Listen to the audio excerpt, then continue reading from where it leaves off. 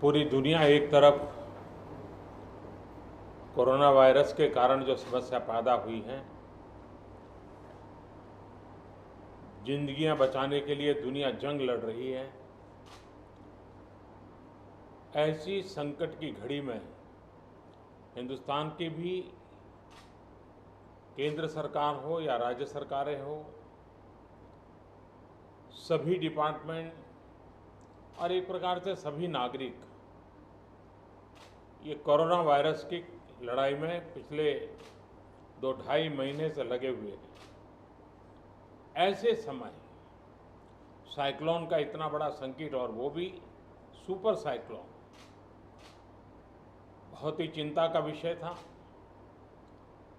बंगाल जाते जाते वो उड़ीसा को भी कितना नुकसान कर पाएगा, ये हमेशा चिंता का विषय बना रहा।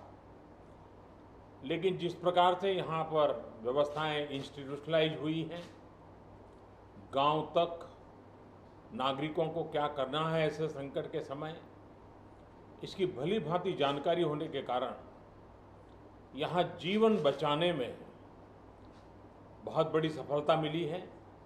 और इसके लिए उड़ीसा के नागरिक, उड़ीसा का प्रशासन और उड़ीसा के मुख्यमंत्री श्रीमान नवीन बाबू, उनकी पूरी टीम अभिनंदन के अधिकारी हैं।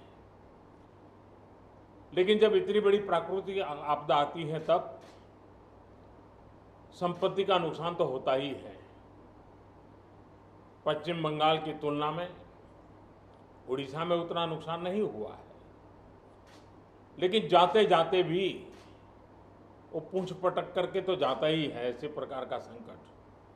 और इसलिए हाउसिंग में, एग्रीकल्चर में, पावर में, कम्युनिकेशन में, इंफ्रास्ट्रक्चर में जो नुकसान हुआ है, तो मैंने आज पूरा डिटेल रिव्यू लिया है। राज्य सरकार ने भी विस्तार से मेरे सामने सारी बातें रखी हैं। यहाँ की सरकार की व्यवस्था की तरफ से बहुत ही जल्द उसका आकलन करके रिपोर्ट भारत सरकार को मिलेगी। भारत सरकार की टीम भी तत्काल यहाँ पहुँचेगी और पूरी परिस्थिति का रिव्यू कर करके लंबे समय के लिए रिलीफ हो, रिस्टोर करने की बात हो, रिहेबिलिटेशन की बात हो, इन सारी चीज़ों को प्राथमिकता देते हुए काम आगे बढ़ाया जाएगा।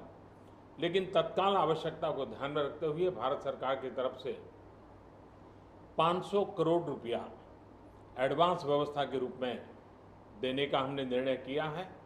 और बाकी आवश्यकताएं एक बार कंप्लीट सर्वे होने के बाद, रिहेबिलिटेशन की पूरी योजना बनने के बाद, भारत सरकार भी कंधे से कंधा मिला करके ओडिशा के विकास की यात्रा में और इस संकट की घड़ी से बाहर निकलने के काम में पूरी तरह मदद करेगा।